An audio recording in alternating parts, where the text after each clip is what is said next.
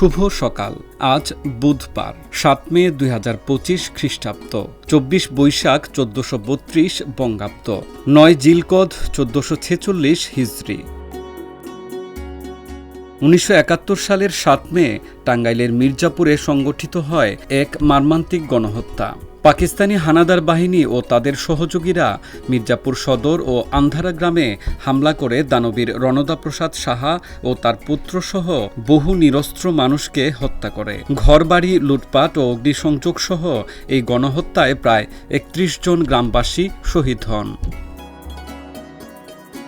১৯৪৫ সালের ৭ মে মিত্রশক্তির কাছে জার্মানির নিঃশর্ত আত্মসমর্পণের মাধ্যমে দ্বিতীয় বিশ্বযুদ্ধের অবসান ঘটে। ফ্রান্সের বিমস শহরে জার্মানির পক্ষে আত্মসমর্পণের দলিলে স্বাক্ষর করে ফিল্ড মার্শাল উইলহেম কেইটেল এবং মিত্রপক্ষের হয়ে স্বাক্ষর করে জেনারেল আইজেনহাওয়ার।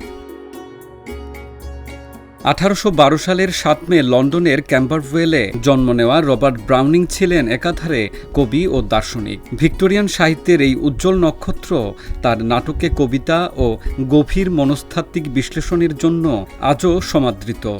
মাই লাস্ট ডাচেস, এন্ড্রিয়া দেল সার্তো এবং দীর্ঘ কবিতা the ring and the book এর মতো কালজয়ী সৃষ্টি তাকে অমর করে রেখেছে। আজ বিশ্ব অ্যাথলেটিক্স দিবস। প্রতি বছর ৭ মে দিবসটি পালিত হয়।